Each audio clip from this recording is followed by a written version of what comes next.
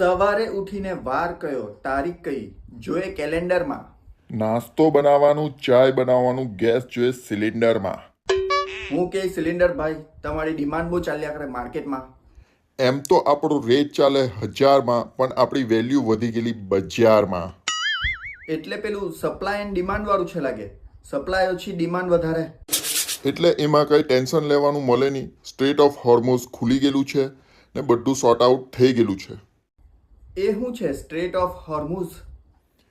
એ છે ને water passage છે, દરિયાનો રસ્તો, એક રૂટ જે ઈરાન ને ઓમાનને કનેક્ટ કરે. બહુ બધા શિપ જેમાં ક્રૂડ ઓઇલ ને એલપીજી બધું ત્યાંથી જ પાસ થાય. મને તો લાગ્યું આપણા ઇન્ડિયામાં પ્લાન્ટ હોય એલપીજીનું. પ્લાન્ટ છે પણ ત્યાં ખાલી એલપીજી સ્ટોર થાય ને તે બી લિમિટેડ ક્વોન્ટિટીમાં. એલપીજી પ્રોડક્શન થોડી થાય. એલએનજીનું મેઇન સોર્સ ઈરાનમાં છે, એટલે જ તો ઇકોનોમી ને સ્ટોક માર્કેટ બધું અફેક્ટ થયા કરે.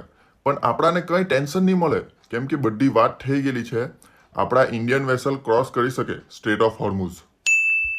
બધું સેટિંગ લાગે આપણું. ફૂલ સેટિંગ ભાઈ. ડોક્ટર જયશંકર છે, મોદીજી છે, બધું સેટિંગ કરી લઈ. મેં તો સોચ્યા કરતો કે સગડી ને ચૂલા એવું પાછું ચાલુ કરવા પડીએ.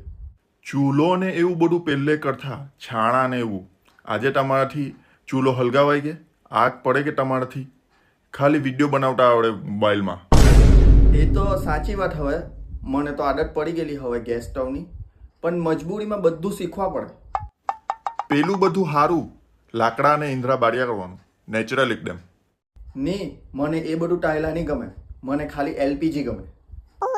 હા, તે બધું ચાલુ જ, બધું અવેલેબલ છે. 25 દિવસથી 45 દિવસ બુકિંગ પીરિયડમાં મળી જાય.